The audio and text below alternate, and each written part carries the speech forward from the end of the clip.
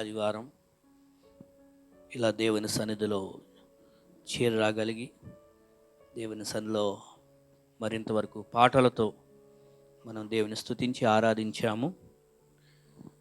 దేవుని యొక్క నామం మనం ఎంత పొగిడినా, ఎంత స్తుతించినా, ఎంత ఆరాధించినా మన తరపు నుండి అది ఇంకా చాలా తక్కువే.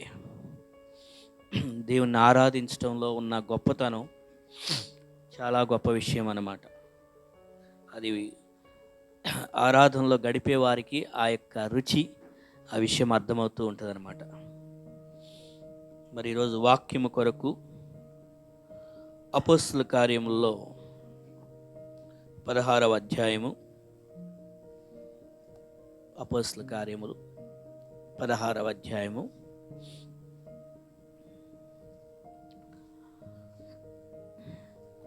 16వ వచనం నుంచి మనం కొన్ని వచనాలు చదువుకుందాం. ఒక వచనం నేను చదువుతాను, తర్వాత వచనం మీరు చదవండి. అలాగా ఉత్తర ప్రత్యుత్తర రీతిగా చదువుకుందాం. 16వ వచనం నుంచి కొన్ని వచనాలు చదువుదాం. మేము ప్రార్థనా స్థలమునకు వెళ్ళుచుండగా పుతోను అను దయ్యం పట్టినదై సోద చెప్పుడు చేత తన యజమానులకు బహు లాభము సంపాదించిన ఒక చిన్నది మాకు ఎదురుగా వచ్చెను.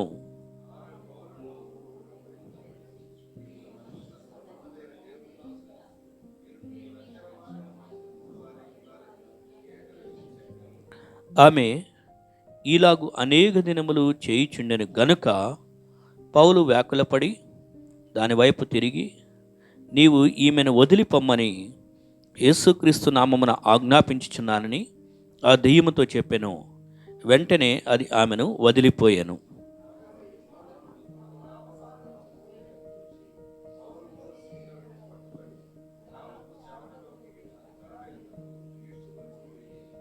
అంతటా న్యాయాధుల పదుల ఎద్దకు వారిని తీసుకుని వచ్చి, ఈ మనుషులు యూదులై ఉండి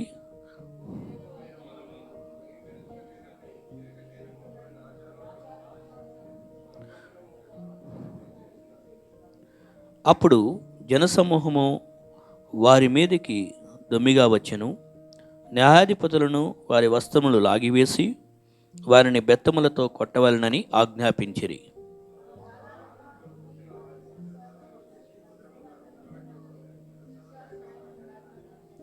అతడు అటు ఆజ్ఞను పొంది వారిని లోపలికి చెరసాలలోనికి త్రోసి వారి కాళ్లకు బండవేసి బిగించెను.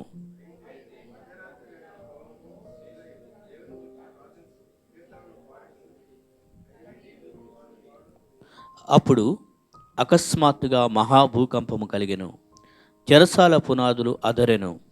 వెంటనే తలుపులన్నీ తెరుచుకొనెను. అందరి బంధకములు ఊడెను.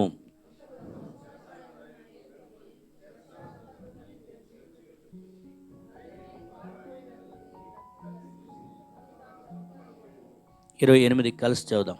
అప్పుడు పౌలు, నీవు ఏ హానియు చేసుకునవద్దు, మేమందరము ఇక్కడే ఉన్నామని బిగ్గరగా చెప్పాను. దేవుడు తన యొక్క భక్తుల విషయంలో ఎంత గొప్పగా వారిని కాపాడుచు, దేవుడు తన చిత్తాన్ని జరిగించడానికి వారిని వాడుకుంటాడు అని చెప్పడానికి ఈ మనం చదువుకున్న భాగంలో చాలా గొప్ప విషయం అర్థమవుతుంది. చాలా విషయాలు ఇంకా ముందుకు మనం చాలా విషయాలు చదవాల్సి ఉంది, కానీ సమయం లేక అక్కడితో ఆపాను. కానీ వర్తమానంలో మాత్రం కొద్దిగా ముందుకు వెళ్దాం. గత 2 వారాల క్రితము కూడా అపోస్తల కార్యం 12వ అధ్యాయంలో చదువుకున్నాం. చెరసాలలో వేయబడినటువంటి పేతురు గురించి. చెరసాలలు అక్కడ దేవుడు తన యొక్క భక్తుడైన చెరసాలలో పేతురు ఉండగా ఏ విధంగా చెరసాల నుంచి పేతురుని బయటికి తీసుకువచ్చాడు అని. ఇక్కడ జరిగిన సందర్భం కూడా చెరసాల సందర్భం ఒకటి ఉన్నది. అసలు వీరు పేతురు, శీల అనేటువంటి భక్తులు, వీరు చెరసాల్లో ఎందుకు వేయబడ్డారు? వారు ఏమన్నా దొంగతనం చేశారా, లేకపోతే ఎవరినైనా మోసం చేశారా, ఇంకేదన్నా నేరము చేయకూడదు చేశారా అంటే వాస్తవానికి అలాంటిది ఏమీ కాదు. వారు చేసినలా ఒక వ్యక్తిని స్వస్థపరిచారు. ఒక వ్యక్తికి దెయ్యం పడితే ఆ దెయ్యము వదిలించారు, ఆ దెయ్యాన్ని వదిలించారు. ఇక్కడ 16వ వచనంలో చూసినప్పుడు మనకు కొన్ని విషయాలు అర్థమవుతున్నాయి. మేము ప్రార్థనా స్థలమునకు వెళ్ళుచుండగా అనే మాట అక్కడ ఉంది. మేము అన్నప్పుడు కొన్ని విషయాలు గుర్తుపెట్టుకోవాలి. అక్కడ మీరు అక్కడ మేము అంటే ఆ చెప్తున్నటువంటి వ్యక్తి కూడా ఉన్నాడు అక్కడ కదా. ఈ యొక్క అపోస్తుల కార్యాన్ని ఎవరు రాశారు? లేదు, అపోస్తుల కార్యాన్ని లూకా రాశాడు. అపోస్తుల కార్యాన్ని లూకా రాశాడు. ఎందుకంటే మొదటి వచనంలో ఉంటుంది కదా, మొదటి అధ్యాయం మొదటి వచనంలో ఓ తెయోఫిలా అని ఉంటుంది కదా. అక్కడ మీకు ఆయన ఎవరో కాదు, లూకా అనమాట. లూకా వైద్యుడే, ఆయన వైద్యుడు, డాక్టరు. లూకాసు వార్త రాశాడు, అలాగే ఈ యొక్క అపోస్తుల కార్యాన్ని కూడా రాశాడనమాట. ఆయన వైద్యుడిగా ఉంటూ దేవుని సేవలో పాల్గొనేవాడు అనమాట. సో మేము అన్నాడు రైటర్, గ్రంథకర్త, ఆయన కూడా అక్కడ ఉన్నాడు. ఓ తెయోఫిలా, యేసు తాను ఏర్పరచుకున్న అపోస్తులకు పరిశుద్ధాత్మ ద్వారా ఆజ్ఞాపించిన తర్వాత అనే విషయాలన్నీ ఉన్నాయన్నమాట. ఈ యొక్క విషయాలు, ఈ తెయోఫిలా అంటే దేవునికి ప్రేమించిన వాడు అని అర్థము. ఇదే మనకి లూకా సువార్తలో కూడా ఈ లూకాని ఎవరైతే రాశారో ఈ యొక్క లూకా సువార్తని ఆ భక్తుడే అనమాట. సో ఏదేమైనప్పటికీ ఆయన కూడా ఉన్నాడు. ప్రత్యేకంగా ఇక్కడ ఎవరు ఉన్నారంటే పౌలు ఉన్నారు, శీలా కూడా ఉన్నాడు. వీళ్ళిద్దరూ చాలా ప్రధానమైన వారు. వారు అపోస్తలైనటువంటి పౌలు గారు ఈ అపోస్తల కార్యాన్ని మనం చదివినప్పుడు దాదాపు 3 ప్రాముఖ్యమైనటువంటి సువార్త ప్రయాణాలు చేశారు వారు. అంటే ఆయన దేవుని చేత పిలువబడిన దగ్గర నుంచి, అంటే 9వ అధ్యాయంలో దేవుడు అతన్ని మార్చాడు. 9వ అధ్యాయంలో సౌలు క్రైస్తవుల్ని చంపుతుండగా దారికి వెళ్తూ ఉండగా ఆ దమస్కు దారిలో దేవుడు అతన్ని మార్చాడు. ఆ తర్వాత దేవుని బిడ్డలతో ఉన్నాడు, దేవుని విషయాలు నేర్చుకున్నాడు. అవన్నీ జరిగి ఆ 9 నుంచి 12 అధ్యాయాల దాకా అవన్నీ జరిగిన తర్వాత 13వ అధ్యాయంలో దేవుడు చెప్పాడు, నా కోసం, నా సేవ కోసం ఇక ప్రత్యేకంగా పౌలుని బర్నబాను పని కొరకు వేరు చేయండి అని 13వ అధ్యాయం 2వ వచనంలో దేవుడు ప్రత్యేకంగా సంఘానికి ఆజ్ఞాపిస్తే వారు అప్పటి నుండి పౌలుని బర్నబాని దేవుని సేవ కొరకే పూర్తిగా ఫుల్ టైం మిషనరీస్గా వాళ్ళు సేవ చేస్తూ ఉన్నారు. వాళ్ళకి ఆ తర్వాత ఈ 13వ అధ్యాయము 14వ అధ్యాయం చూస్తే వారిద్దరూ కలిసి కొన్ని ప్రాంతాలకు వెళ్ళారు. అంతియోకియా కొన్ని ప్రాంతాలకు వెళ్ళి సేవ చేశారు. తర్వాత మళ్ళీ తిరిగి వచ్చారు. తర్వాత మరలా యెరూషలేము మందిరానికి వెళ్ళారు. అక్కడ వెళ్ళి అన్ని ఉన్న తర్వాత కొన్ని విషయాలు అక్కడ మాట్లాడుకున్న తర్వాత మరలా 2వ సువార్త దండయాత్ర కొరకు బయలుదేరేటప్పుడు ఏమైందంటే ఇమీడియట్ ఈ పౌలుకి బర్నబాకి కొద్దిగా తేడాలు వచ్చేసినాయి. ఎవరి విషయంలో వచ్చినాయి? మార్కుని గురించి, జాన్ మార్కుని గురించి. ఎందుకంటే వాళ్ళతో వచ్చినటువంటి జాన్ మార్కు మధ్యలోనే వాళ్ళని వదిలిపెట్టి, సేవను వదిలిపెట్టి వెళ్ళిపోయాడు. అందుకని పౌలు గారు కొద్దిగా అప్సెట్ అయ్యాడు. బర్నబా ఏమో లేదు, నేను మార్కుని కూడా తీసుకుందాం మన టీంలో అంటాడు. పౌలు ఏమో లేదు, అతడు మనల్ని వదిలిపెట్టి వెళ్ళిపోయాడు కాబట్టి యెరూషలేముకి తిరిగి వెళ్ళిపోయాడు. అది 13వ అధ్యాయం 13వ వచనంలో ఉంటుందన్నమాట. యోహాను వారిని విడిచిపెట్టి వెళ్ళిపోయాడు అని చెప్పేసి వెళ్ళిపోయాడు కాబట్టి అతను వద్దంటాడు. ఇక అప్పుడు వాళ్ళిద్దరి మధ్య గొడవలు వచ్చినాయి. ఇటు బర్నబా చూస్తేనేమో మరి అటు జాన్ మార్క్కి మళ్ళీ బంధువు అవుతాడు. ఇక ఇవన్నీ వచనాలన్నీ చెప్పుకుంటూ వెళ్తుంటే మనకి టైం ఉండదు. కానీ జాన్ మార్క్ ఏమో బర్నబాకి బంధువు అవుతాడు. బర్నబా ఏమో కొద్దిగా ఎక్కువ ఎఫెక్షన్గా ఉన్నాడు, మనం జాన్ మార్క్ను కూడా తీసుకువెళ్దాం, యోహానును కూడా అంటే పౌలు గారు ఒప్పుకోడు. ఆ తర్వాత ఏదేమైతే వాళ్ళిద్దరి మధ్య భేదాలు వచ్చి బర్నబా ఆ తర్వాత జాన్ మార్కు ఒకవైపు వెళ్ళిపోయారు సేవకి. ఇక తర్వాత పౌలు గారు, శీలా వారితో పాటు కొంతమంది దేవుని భక్తులు వారికి సేవకి మరొక ప్రాంతం వెళ్ళారు. ఇక ఇక్కడ నుంచి ఈ బర్నబా వాళ్ళ గురించి మనం ఎక్కువగా చూడమన్నమాట. పౌలు గారి యొక్క సువార్త దండయాత్రనే ఎక్కువగా తర్వాత నుండి చూస్తున్నాం. ఈ 13, 14 అధ్యాయంలో పౌలు గారు మొదటి సువార్త దండయాత్ర చేసినప్పుడు మాత్రం పౌలు బర్నబా మెయిన్ పర్సన్స్గా ఉండి లీడ్ చేస్తూ నడిపించి సంఘాలు స్థాపించారు. ఫస్ట్ మిషనరీ జర్నీ మరలా యెరూషలేముకి వెళ్ళారు. అవన్నీ అయిన తర్వాత సెకండ్ మిషనరీ జర్నీలోకి వచ్చేసరికి మాత్రం 2వ సువార్త ప్రయాణంలో ఇక పౌలుతో బర్నబా లేడు, కానీ ఇప్పుడు శీలా ఉన్నాడు. పౌలు, శీలా, తిమోతి కూడా కలిశాడు. ఆ తర్వాత తిమోతి కూడా పౌలుతో పాటు చాలా కాలం, చాలా ముసలివాడయ్యేదాకా కూడా ఉన్నాడు. ఇక అవన్నీ మీరు తర్వాత చదువుతూ ఉంటే అపోస్తల కార్యం చాలా విషయాలు అర్థమవుతుంది. సరే, వారంతా సేవ చేస్తూ ఈ ఫిలిప్పీ పట్టణానికి రావడము, అవన్నీ కూడా జరుగుతూ వచ్చినాయి.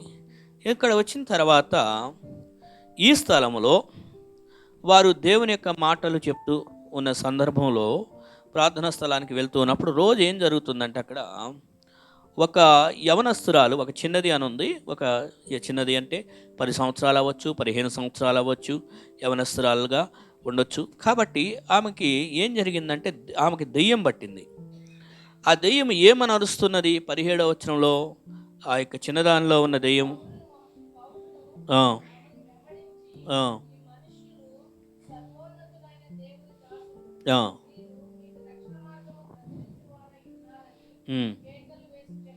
తర్వాత 18వ కూడా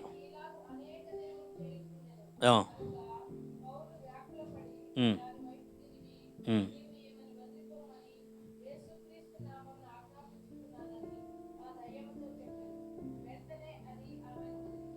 అక్కడ ఆగుదాం. ఈ 2 వచనాలు గమనించినప్పుడు 17, 18 వచనాల్లో ఆ యొక్క చిన్నది ఉన్నది అక్కడ.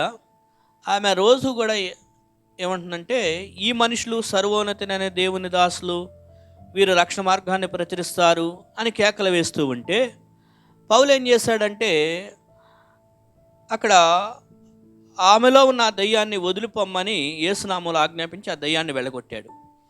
మీకు ఇక్కడ మనకు ఒక డౌట్ రావచ్చు. 17వ వచనం ప్రకారము అక్కడ చెప్పినటువంటి మంచి మాటే కదా, యేసు ప్రభు దేవుడి గురించి గొప్పగా చెప్పినట్టుంది కదా. వీళ్ళు రక్షణ మార్గాన్ని ప్రకటిస్తారు, ఈ మనుషులు దేవుని దాసులని చెప్పారు, కానీ ఏమి తిట్టలేదు కదా. అలాంటప్పుడు మరి ఎందుకు అలాగ పౌలు చేశాడని అంటారేమో. మనం చాలా గమనించవలసిన విషయం చాలా గొప్పగా ఉంది ఇక్కడ. ఆ చిన్నదానిలో ఎవరున్నారు? ఇప్పుడు అక్కడ దెయ్యం అనేటువంటిది అపవిత్ర ఆత్మ. ఇప్పుడు లోపల నుంచి అరుస్తున్నది ఎవరు? ఆ దెయ్యం అన్నమాట.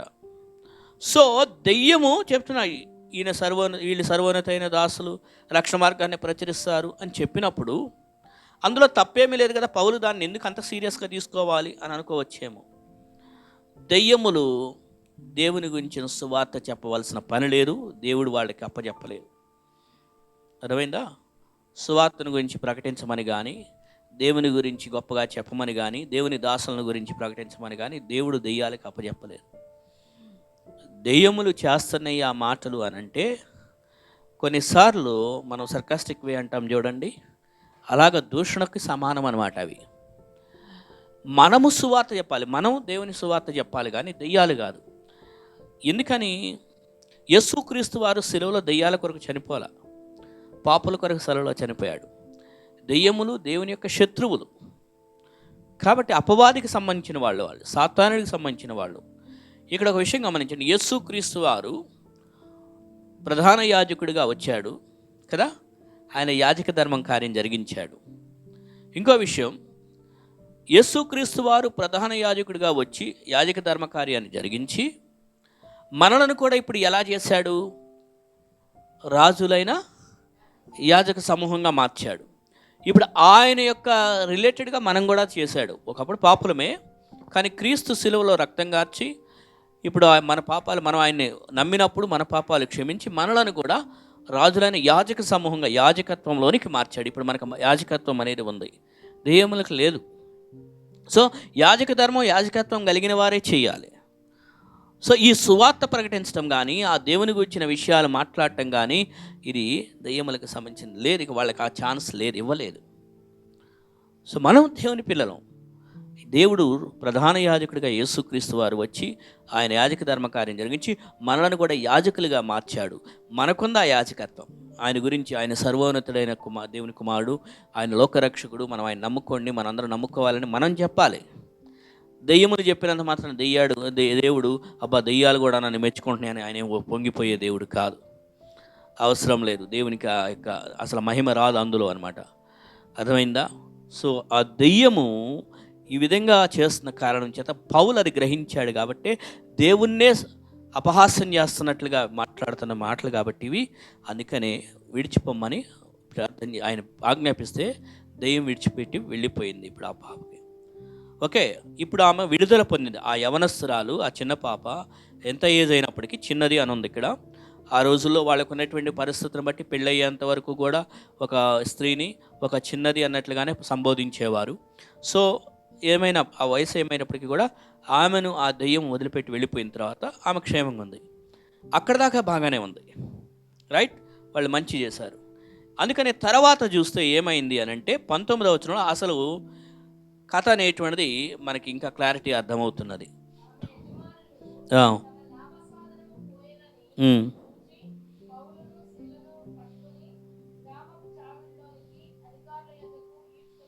అది అసలు విషయం అంతా మనకి ఒక్క వచనంలో కనపడుతుందండి. ఆ యొక్క చిన్నది ఎందుకు దెయ్యం పట్టి ఉన్నది? ఎందుకనంటే మనకి 16వ వచనంలో చదివాం, ఆమె దెయ్యం పట్టినదై సోది చెప్తూ ఉండేది. ఆ దెయ్యం బట్టి సోది చెప్తూ ఉండటం ద్వారా యజమానులకి లాభం సంపాదించి పెడుతుంది కదా. 16వ వచనంలో ఆ విషయం ఉంది. సో ఎవరెవరైతే ఆమెని ఆ విధంగా వాడుకుంటున్నారో వాళ్ళు లాభం పొందడం కొరకు ఆమెలోనికి దురాత్మను పంపించి, కొంతమంది ఈ మంత్రశక్తులు చేసే వాళ్ళు ఉంటారు కదా, ఆ మంత్రశక్తుల ద్వారా ఆమెకు దయ్యం పట్టేటట్లు చేసి ఆ దురాత్మ చేత ఆమె సోది చెప్పేటట్లు జరిగించుకొని ఆమె సోది చెప్తూ ఉండగా ఆమె ద్వారా వచ్చే డబ్బుని వీరు సంపాదించుకుంటున్నారు, వీళ్ళు లాభం పొందుతున్నారు. సో ఆమెను ఒక సాధనంగా వాళ్ళు వాడుకుంటున్నారు కదా. సో అలాంటి ఒక బాధితురాలని ఇప్పుడు పౌలు శీల వీరు ఏం చేశారంటే, వీళ్ళు దేవుని నామం సువార్త చేస్తూ ఆమెను ఎదుర్కోవడం ద్వారా, ఇప్పుడు పౌలు చేసిన ప్రార్థన ద్వారా, ఆజ్ఞాపించడం ద్వారా ఆమె విడుదల పొందింది.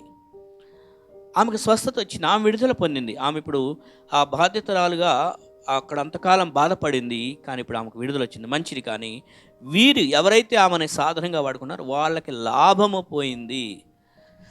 చూసారా, లోకం ఎప్పుడు కూడా ఎరిటే వాళ్ళని వాళ్ళ ప్రయోజనం, వాళ్ళ లాభాల కొరకు వాడుకుంటూ ఉంటారు అంటానికి ఇవి చాలా ఆధారాలు కనపడుతుంటాయి. ఎవరు కూడా మనల్ని మన సొంత ప్రయోజనాల కన్నా ఎరిటి వాళ్ళని మన సొంత ప్రయోజనాల కొరకు ఎక్కువ వాడుకుంటూ ఉండేవాళ్ళు కూడా ఉంటారు. ఎరిటి వాళ్ళని మన ప్రయోజనాల కొరకు వాడుకోవడం అనేది అది నిజంగా చాలా బాధాకరమైన విషయం. సాతానుడు ఎరిటి వాళ్ళని కష్టాన్ని దోచుకోవాలని నేర్పిస్తాడు, ఎరిటి వాళ్ళని మోసం చేయాలని నేర్పిస్తాడు, ఎరిటి వాళ్ళని అడ్డం పెట్టుకొని మనం ఏదో పైకి రావాలన్నట్లుగానే నేర్పిస్తూ ఉంటాడు. ఇక్కడ వీళ్ళు కూడా అదే చేస్తున్నారు కదా, ఆమెకు దెయ్యం పట్టేటట్లు చేసి ఆమె సోరీ చెప్పేటట్లు చేసి ఆమె సంపాదిస్తున్న ఆ డబ్బుని వీళ్ళు లాభం పొందుతున్నారు.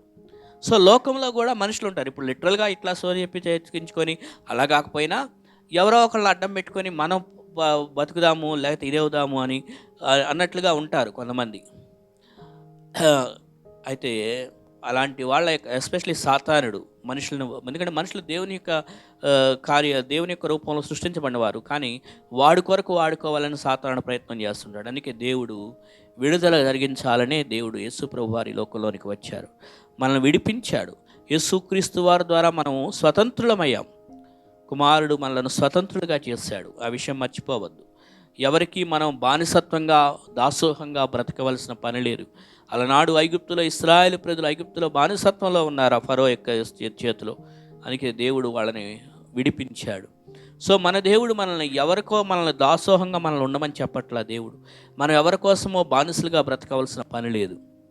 నీ జీవితం నీకు దేవుని చేత దయచేయబడిన జీవితం, అది నువ్వు ఎవరి చేతిలోనో పెట్టేసి వాళ్ళ చేతుల్లో నువ్వు బాధితుడిగా కష్టాలు పడుతూ ఉండవలసిన పని లేదు. నీకు ఒక జీవితాన్ని దేవుడు నీకు ఇచ్చాడు, నీకు ఒక సొంత చిత్తాన్ని ఇచ్చాడు, నీ జీవితము నీ కొరకు గొప్ప ప్రణాళిక వేశాడు. అర్థమైందా? నీకంటూ ఒక ప్రణాళిక వేసి నీ జీవితాన్ని నీ కోసం ఇచ్చినప్పుడు నువ్వు దాన్ని ఇంకెవరి చేతిలోనో పెట్టి వాళ్ళకి నేను దాసుడిగా మారతాను అంటే అది నీ తప్పు అంటాను నేను. ఒకప్పుడు తెలియక వాళ్ళకి బాధితుడు అయ్యావేమో, కానీ వాక్యం ద్వారా మనం నేర్చుకుంటున్నాం. వాక్యం మనకి జ్ఞానోదయం నేర్పిస్తుంది. దేవుడు నీకంటూ ఒక సొంత చిత్తాన్ని ఇచ్చాడు, నీకంటూ ఒక జీవితాన్ని ఇచ్చాడు, నిన్ను ఒక ప్రత్యేకమైన శైలిలో రూపొందించాడు, నీకోసం శిలువలో చనిపోయాడు. నువ్వెవరికైతే దాసోహంగా ఉంటున్నావో వాళ్ళు నీ కొరకు రక్షణ కార్యం జరిగించి శిలువలో చనిపోలేదు. ఆ దాసోహం అన్నప్పుడు ఎవరైనా కావచ్చు, ఇంట్లో వాళ్ళు కావచ్చు, బయట వాళ్ళు కావచ్చు, లేకపోతే కొన్నిసార్లు డబ్బు అవ్వచ్చు, అధికారం కావచ్చు. కొందరు డబ్బు కోసం బ్రతుకుతారు, కొంతమంది అధికారం కోసం బ్రతుకుతారు, వాటి కోసం తహతహలాడిపోయి బాధితులు అవుతారు. కానీ ప్రభువైన యేసుక్రీస్తు వారు ఏం చేశాడంటే మనల్ని విడిపించే దేవుడు, విడుదల కలగజేసే దేవుడు. మనల్ని విడిపించాడు, మనల్ని దాసోహంలో ఉండమని చెప్పట్లేదు. ఆ విషయాన్ని పౌలు అర్థం చేసుకున్నాడని కాబట్టి ఆ యొక్క దురాత్మ చేత పీడింపబడుతున్న ఆ వ్యక్తిని, ఆ యొక్క చిన్నదాన్ని, ఆమె బాధితురాలు కాబట్టే అక్కడ విడిపించాడు. సో ఎవరికి నువ్వు దాసోహంగా ఉంటున్నావు? నీకు తెలియకుండానే నువ్వు ఎవరికైనా దాసోహంగా బానిసగా బ్రతుకుతున్నావా? వాళ్ళ ఇష్టాల ప్రకారం అని చెప్పి, వాళ్ళను సంతోషపెట్టాలని చెప్పి, వాళ్ళ కోసం ఏదో చేయాలని చెప్పి, వాళ్ళని ఏదో మనం మెప్పిస్తే మనకేదో మంచి జరిగిద్దని చెప్పి అలా బ్రతుకుతున్నావా? లేకపోతే ఎవరినో అడ్డు పెట్టుకొని నువ్వు బ్రతుకుతున్నావా? రెండు కూడా తప్పే. రెండు కూడా తప్పే. ఎవరినో సంతోషపరచాలనో ఎవరికో ఏదో చేయాలని చెప్పి దాసోహంగా బ్రతకటము తప్పే. లేదా ఎవరినో అడ్డు పెట్టుకొని నేను బ్రతుకుతాను, నేను ప్రయోజనం సంపాదించుకుంటాను అని కూడా తప్పే. దేవుడు ఏం చేస్తాడంటే నీకంటూ ఒక జీవితాన్ని ఇచ్చి ఆయన ఏమన్నా అంటే నీ పక్షంగా ఆయన ఉంటానన్నాడు. ఇక నువ్వు ఎవరికి దాసోహం అవసరం లేదు, అలా అని చెప్పేసి ఎవరి మీద నువ్వు ఆధారపడని అవసరం లేదు. ఎందుకంటే ఆయన మీ చింత యావత్తు ఆయన మీద వేయండి అన్నాడు కదా. ఆయన మిమ్మును గూర్చి చింతించుచున్నాడు గనుక మీ చింత యావత్తు ఆయన మీద వేయుడి అన్నాడు. సో మన గురించి శ్రద్ధ తీసుకొని కేర్ తీసుకోవడానికి ఆయన ఉన్నాడు. అర్థమైందా? సో ఆయన ఉండగా మనం ఆయన్ని వదిలిపెట్టేసి ఆయన్ని మర్చిపోయి ఎవరి మీదో నేను ఆధారపడతాను, వాళ్ళేదో మనకేదో చేస్తారు, వాళ్ళేదో చేస్తే మనం ఏదో పెద్దోళ్ళం అవుతాము అని అనుకుంటే మాత్రం తప్పు. మనం అది తప్పుడు విషయంలో నమ్మకం పెట్టుకున్న వాళ్ళం అవుతాం. తప్పుడు విషయాల మీద ఒక సెక్యూరిటీ ఫీలింగ్గా ఆధారపడినట్లయితే అది చాలా ప్రమాదం. ఎందుకంటే ఎవరిని నువ్వు నమ్ముకొని వాళ్ళ మీద ఆధారపడ్డాను అనుకున్నావో రేపొద్దున వాళ్ళే నిన్ను మోసం చేశారన్న విషయం తర్వాత మేలుకొని అయ్యో నాకు ఇంత నష్టం జరిగిందని వెనకాల తెలియకుండానే అని అనుకుంటావు. ఎందుకంటే ఈ లోకము సాతానుడి యొక్క ఆలోచనల చేత నడిపించబడుతున్నది కదా ప్రజలు అందరూ కూడా. సో ఇప్పుడు ఇక్కడ మనం అపోస్తలుల కార్యం 16వ అధ్యాయం చూస్తే లిటరల్గా ఒక దురాత్మ ఆ వ్యక్తిలోనికి వచ్చేటట్లుగా వాళ్ళ అమాంత్రిక శక్తులు ఉపయోగించి ఆమె చేత సోరీ చెప్పించేటట్లు చేయించారు. ఈ రోజుల్లో ఇలాగ లిటరల్గా ఇలాంటి పరిస్థితి లేకపోయినా అలాంటి మనస్తత్వాన్ని కలిగి నీ మీద వారి యొక్క ఆలోచన విధానాన్ని వారికి నీ మీద ప్రభావితం చేసేటట్లుగా వాళ్ళు వాడుకోగలరు లోకంలో ఉన్నవారు. అందుకని ఎవరికో నువ్వు ఒక దాసోహంతో అయిపోయిన ఒక దాసుడిగా ఉండనక్కర్లేదు. ఎందుకంటే యేసుక్రీస్తు అందరికీ ప్రభు అని ఉంది. ఆయన ప్రభు, మనం ఆయనకి దాసులు. అర్థమైందా? అందుకని అపోస్తలుడైన పౌలు గారు కూడా నేను యేసు సేవకుడిని అని చెప్తూ చాలాసార్లు సర్వెంట్ అనే పదం, ఆయన యేసు సేవకుడిని, యేసు దాసుడిని అన్నాడు. కానీ పలానా ఆయనకి దాసుడిని, ఈయనకి దాసుడిని అని చెప్పలేదు. సో మనల్ని ఎవరో అడ్డు పెట్టుకొని ఇంకొకళ్ళు ఎవరో మన ద్వారా లాభపడుతున్నారంటే కూడా అది మన తప్పే. లేదా మనం ఎవరి మీదో ఆధారపడ్డాము అంటే, దేవుని మీద ఆధారపడకుండా మనం ఎవరి మీద ఆధారపడ్డామంటే అది కూడా తప్పే. ఈ రెండు విషయాలు గుర్తుపెట్టుకోవాలి. రెండిట్లో కూడా తప్పు ఉంటుంది. మనకంటూ ఒక జీవితం దేవుని చేత ఇవ్వబడింది. ఎందుకని 100వ కీర్తనలో చాలా చక్కని విషయం మన కొరకు రాస్తుంది. 100వ కీర్తనలో చాలాసార్లు చదువుతూ ఉంటాం కూడా. ఏమని రాస్తుంది అక్కడ మనకి?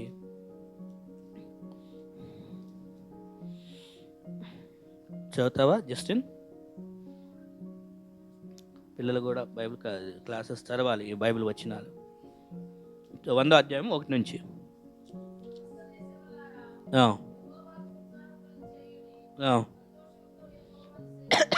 తర్వాత 3వ వచనం చదవండి. 3వ వచనం, ఆయనే మనలను పుట్టించెను, మనము ఆయన వారము, మనము ఆయన ప్రజలము, ఆయన మేపుకు. చాలండి చాలు. చూసారా, మనల్ని ఎవరు పుట్టించారు? మన దేవుడు, రైట్? మనం ఎవరి వారము? ఆయన వారము. So we are property of God, we are belong to him. He has created us, he has given us this life. ఆయన మనకి ఈ జీవితాన్ని ఇచ్చాడు, ఆయన సృష్టించాడు. మనం ఆయన వారం, ఆయన ప్రజలము. ఆయన మేపు గొర్రెలం అని ఉంది. పక్కన వాళ్ళు మేపే గొర్రెలం కాదు, ఆయన మేపే గొర్రెలం. ఆయన మేపుతున్నాడు అన్నప్పుడు ఆయన దగ్గర మనం కృతజ్ఞులుగా ఉండాలి. అందుకనే తర్వాత కృతజ్ఞతార్పణలు చెల్లించు అనే మాట వాడారు. ఇప్పుడు మీ ఇంట్లో మీ అమ్మగారు మీకు వంట చేసి పెడుతున్నారు. నేను బర్త్డే గిఫ్ట్కి లేకపోతే మదర్స్ డే రోజున పక్కా ఇంటికి వెళ్ళి నేను గిఫ్ట్ ఇస్తానంటే బాగుంటుందా? అంటే ఉదాహరణ అర్థం అవడం కోసం చెప్తున్నాను. సో మనల్ని మేపేది ఆయన, మనల్ని పుట్టించింది ఆయన, మనకి కోసం ప్రాణం ఇచ్చింది ఆయన. అర్థమైందా? సో అంత గొప్ప దేవుడు మనకుండగా మనం ఆయన వదిలిపెట్టేసి ఆయన మనకు కాపరి అనే విషయం మర్చిపోయి, ఆయన కాపరత్వంలో మనకి చక్కని భద్రత ఉంటుంది, ఆయన కాపరత్వంలో మనకి మంచి పోషణ ఉంటుంది, ఆయన కాపరత్వంలో మనకి సమస్తము కూడా క్షేమంగా జరుగుతాయి అనే విషయం మర్చిపోయి ఎవరో ఏదో చేస్తారనుకొని మనం ఎక్కడో ఎవరి మీదో నమ్మకాలు పెట్టుకొని బ్రతుకుతుంటాం. అది తప్పు. ఎందుకంటే ఇర్మియా గ్రంథము 17వ అధ్యాయంలో కొన్ని మనకి హెచ్చరికలు ఉన్నాయి. అట్లా కానీ ఒకవేళ మనం ఎవరి మీదో ఆధారపడి ఎవరో ఏదో మనకేదో చేస్తారని మనుషులను ఆశ్రయం చేసుకుంటే ఇర్మియా గ్రంథం 17వ అధ్యాయం 5వ వచనం నుంచి కొన్ని మాటలు ఉన్నాయి.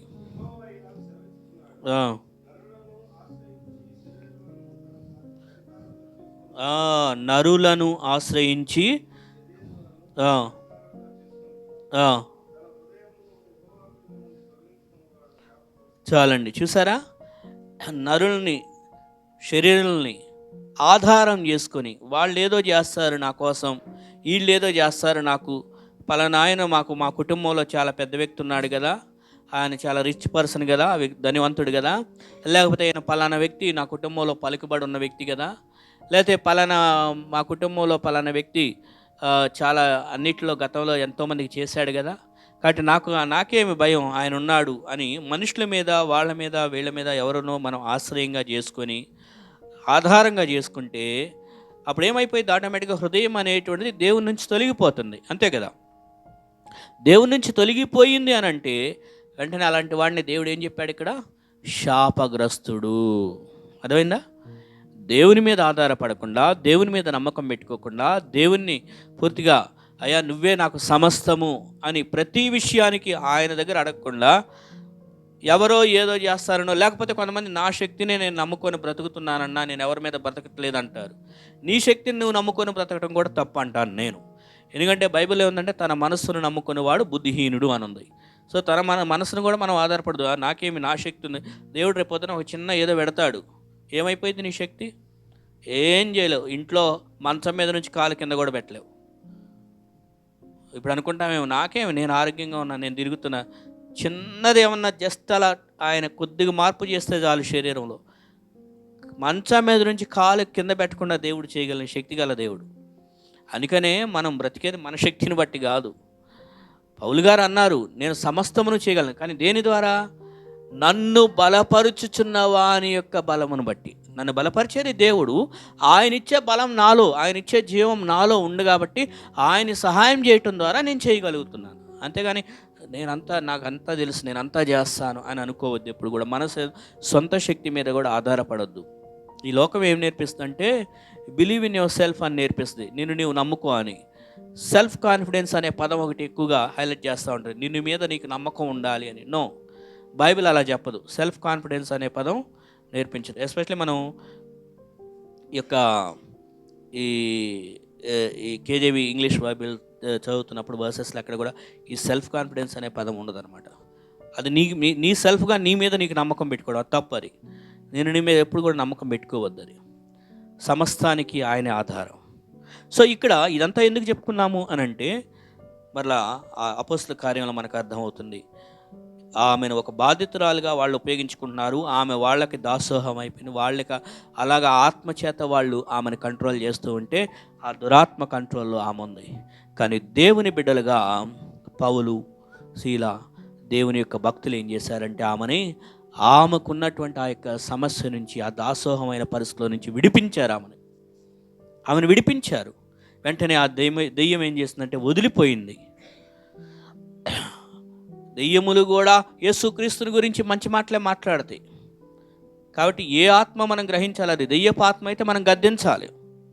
చాలామంది అంటారు, అన్న వాళ్ళు కూడా చెప్పేది వాక్యమే కదన్నా, ఆ సంఘాలకు కూడా అందుకే వెళ్తాం, అది కూడా. కానీ బైబిల్లో ఏమనుందంటే చివరి దినాల్లో అబద్ధ బోధకులు, చాలా రకాలైన బోధకులు వస్తారు.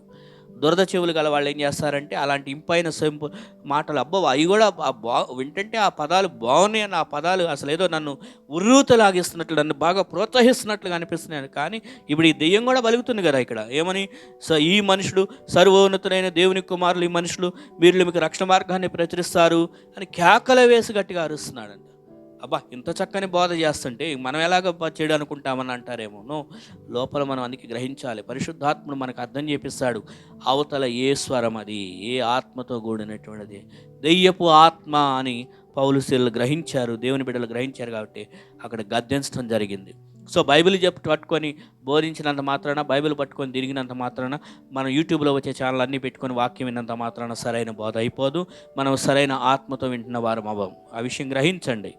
చాలామంది మీ వాక్యమే వినాలా, అది స్వార్థం కాదా అంటారేమో. ఇక్కడ నేను నా వాక్యమే వినమని నేను చెప్పట్లా. వాక్యానుసారమైన బోధ ఏదైతే ఉందో ఆ వాక్యానుసారమైన బోధ సంఘాలు, ఏ సంఘాల్లో అయినా వినండి. దేవుని యొక్క వాక్యానికి సరిపోవాలి. అది దేవుడు చెప్పిన మాటలకి ఇది ప్రమాణ గ్రంథం అన్నమాట. ఇది దీంతో పోల్చి చూడాలి. ఈ వాక్యానికి సరిపోతుందా? మనం వింటున్నటువంటి బోధ ఇందులో ఉన్నట్లుగా చెప్పినట్లుగా ఉందా? ఇది స్కేల్ అనమాట. ఇది మనకి ఒక ప్రమాణ గ్రంథం అనమాట. ఈ ప్రమాణాలతో సరిపోవాలి వినే బోధ. అలా కాకుండా ఎవరో వచ్చి ఏదో బోధిస్తున్నారు, అవన్నీ బాగున్నాయి, వినటానికి బాగున్నాయి, వాళ్ళు కూడా యేసుప్రభు పాటలే పాడించారు, వాళ్ళు కూడా యేసుప్రభు మాటలే చెప్పారు, వాళ్ళు కూడా మాకు అని ప్రార్థన చేస్తే స్వస్థత వచ్చింది, మాకు ఒక కర్చీఫ్ ఇచ్చారు, అక్కడైతే ఒక నూనె డబ్బా ఇచ్చారు, పూసుకున్నాం, మాకు నిజంగానే స్వస్థత వచ్చేసింది, టీవీ మీద చేయబెట్టమంటే పెట్టి ప్రార్థన చేసి ఆ రోజు నుంచి నాకు స్వస్థత వచ్చేసింది అని అంటారేమో. దేవుని యొక్క వాక్యం ఏముంది? వాక్య ప్రకారం మనకి దేవుని పరిశుద్ధాత్మ చెప్తున్న మాటలు మనం పాటిస్తున్నామా? దెయ్యం చెప్తున్న బోధల వైపు అవి కూడా బాగున్నాయని అటువైపు చేతులు చప్పట్లు కొట్టి అవి కూడా అంగీకరిస్తున్నామా? ఇప్పుడు ఒక 100 రూపాయల నోటు మీకు ఇస్తాను. ఇచ్చిన తర్వాత మీరు షాప్కి వెళ్తారు, ఏదో సామాను కొనుక్కొని ఆ 100 రూపాయలు వాడికి ఇస్తారు. వాడు చూసి చల్లదమ్మా దొంగ నోటు తీసేయి ఇంకోటి అంటాడు. ఆడు దొంగ నోటు అని వాడు టెస్ట్ చేసి చెప్పేవరకు మీకు తెలియదు అది. ఎందుకంటే నేను ఇచ్చింది చూడడానికి మ్యాక్సిమం అంతా ఒకే రకంగా ఉంది చూడడానికి. నేనేమో 100 రూపాయల నోటు ఇంకొక రంగులో మార్చలేదు, దాని మీద ఇంకేం చేయలే. కానీ ఎక్కడ డూప్లికేట్ ఉందో మీకు అర్థం చేసుకోలేదు. కానీ ఆ డూప్లికేట్ నోట్ అని వాడు అక్కడ మిషన్లో పెట్టిన తర్వాత, లేకపోతే వాళ్ళకి అర్థమైన తర్వాత, అమ్మ ఇది 100 నోటు దొంగ నోటు తీసే వేరేది అంటాడు. అప్పుడు మీరు అరే అన్న నన్ను మోసం చేశాడు, దొంగ నోటు ఇచ్చాడు, అప్పుడు బాధపడతారు. అవునా? చూడడానికి అంతా బాగున్నట్లే ఉంటుంది, కానీ ఆ గ్రహింపు వాడు ఆయన ఆ షాప్ ఆయన పట్టుకోగానే చెప్పేస్తాడు ఇది 100 నోటు కాదు, ఇది దొంగ నోటు అని. అంటే నేను ఎందుకు చెప్తానంటే మనకు కూడా ఆ గ్రహింపు అనేటువంటిది ఉండాలి. దానికోసం మనం వాక్యం నేర్చుకొని ఉండాలి.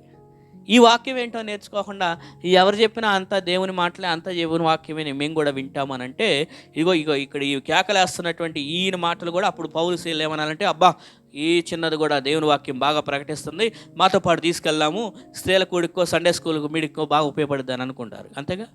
కానీ అలా చేయాల. ఎందుకంటే పౌలు శీలుల వారికి గ్రహింపు శక్తి ఉంది, వారు పరిశుద్ధాత్మను కలిగిన వారు.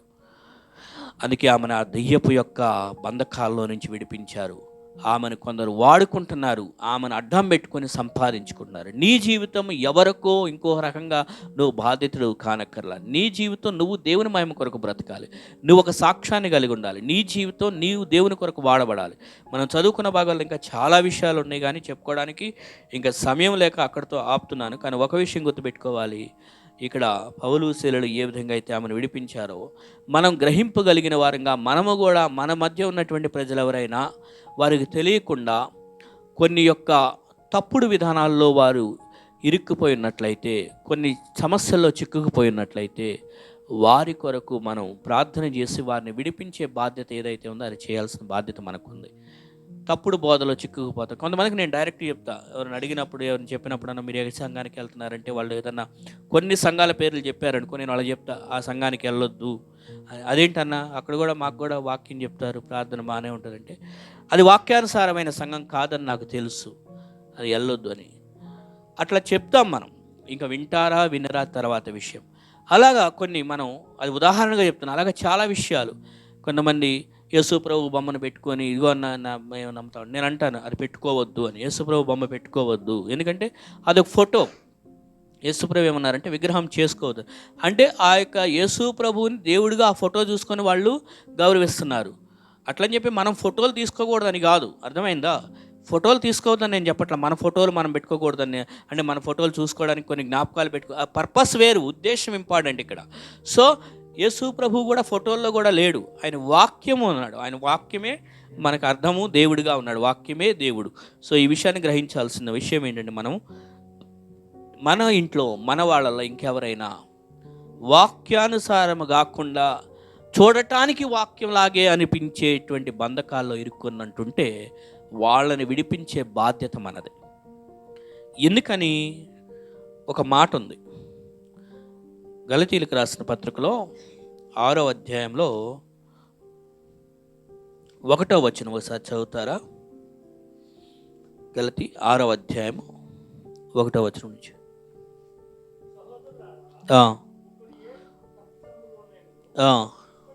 చిక్కుకొని ఎడల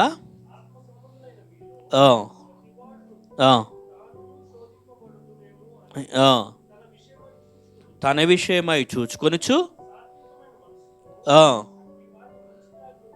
అట్టి వారిని మంచి దారికి తీసుకుని రావాలను. అట్టి వారిని అంటే ఎవరైతే చిక్కుకుపోయారో, గలతీ 6:1 ఉంది, గలేషియన్స్ 6:1. ఎవరైనా ఒక తప్పిదంలో ఉంటే నాకెందుకులే ఆడి తప్పులో వాడే పోతాడు అని చూసుకో అట్లా వదిలేసానుందా? ఈ 6:1 నాకెందుకు అనుకునేది క్రైస్తవ జీవితం కాదు.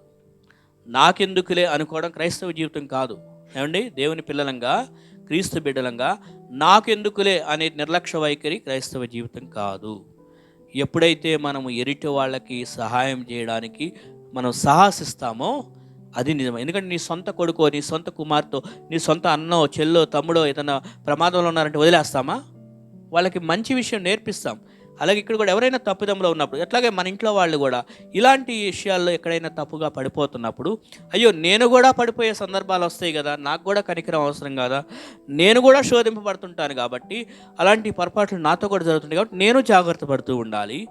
నేను జాగ్రత్త పడుతూ ఆ సహోదరుడు ఎవరైతే ఏ తప్పిదంలో అయితే ఏదైనా తప్పుడు సంఘంలో ఇరుక్కుపోయాడా, తప్పుడు బోధల్లో నమ్మకాల్లో ఉండిపోయాడా, లేకపోతే ఒక తప్పుని జరిగిస్తూ ఉన్నాడా, అది రేపొద్దున ఆయనకి ప్రమాదం తీసుకొస్తుందంటే అలాంటి వ్యక్తికి సరైన బోధ వాక్యము చెప్పి సరైన విషయంలో మంచి దారికి తీసుకొని రావాలను. మనం ఎవరికి చేస్తున్నాం?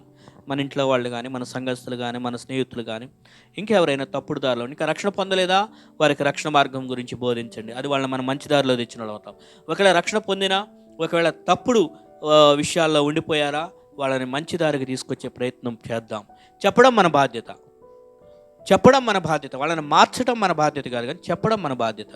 తర్వాత వాళ్ళు వింటారా వినరా, వాళ్ళు ఏ విధంగా స్పందిస్తారని వాళ్ళు దేవునికి లెక్క అప్పచెప్పుకోవాలి. అది వారు చేయాల్సింది. సో ఈరోజు మనకు వాక్యం ఏం నేర్పిస్తుందంటే, విడిపించబడాలి, ఎవరికి దాసోహలంగా అయిపోయి బాధ్యతలం కావద్దు, ఎవరి మీద ఆధారపడొద్దు, మన దేవుని మీదే ఆధారపడదాం. అక్కడే ఇర్మియా 17:5 చదివాము, ఎవరైతే నరులను ఆధారం చేసుకుంటారో వాళ్ళు శాపగ్రస్తులు అవుతారు. కానీ తర్వాత వచనాల్లో ఉంది, ఎవరైతే దేవుని మీద నమ్మకం పెట్టుకొని జీవిస్తారో వాళ్ళు ఆశీర్వాదం పొందుతారని అక్కడ ఉందన్నమాట. మనకి సమయం లేక అక్కడితో క్లోజ్ చేసిన ఈరోజు మనం ఇంటికి తీసుకువెళ్ళాల్సిన వర్తమానం ఏంటంటే, నీ జీవితం నువ్వు దేవునికి లెక్క అప్పచెప్పుకోవాలి.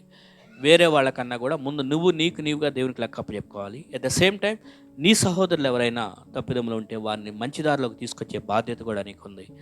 ఆ విధంగా చేయనట్లుగా దేవుడు మనకి సహాయం చేయనుగాక. ఆమేన్. ప్రార్థన చేసుకుందాం. అందరూ తలలోంచి కళ్ళు మూసుకున్నట్లయితే ప్రార్థించుకుందాం. పరిశుద్ధుడా, ప్రేమమయుడా, నీ యొక్క పరిశుద్ధమైన నామానికి ఎనలేని స్తుతులు స్తోత్రాలు నాయన. దేవుడా తండ్రి, ఎన్నిక లేని మమ్మల్ని నాయన ఈ లోకం నుంచి ఏరి చేసి నాయన మీ యొక్క సన్నిధానంలో నిలబెట్టిన విధానాన్ని బట్టి మీకు ఎనలేని స్తుతులు స్తోత్రాలు నాయన. పాపలంగా నాయన ఈ భూమి మీద ఉన్నటువంటి మమ్మల్ని నాయన దేవుడా తండ్రి, ఎవరు పట్టించుకోనట్టు హీన స్థితిలో ఉన్నట్టు మమ్మల్ని నాయన దేవుడా తండ్రి, మీరు నాయన మీ బిడ్డలుగా ఏర్పరచుకొని నాయన మీ సన్నిధిలో నిలబెట్టిన విధానాన్ని బట్టి మరొక్కసారి మీకు వేలాది స్తుతులు స్తోత్రాలు నాయన.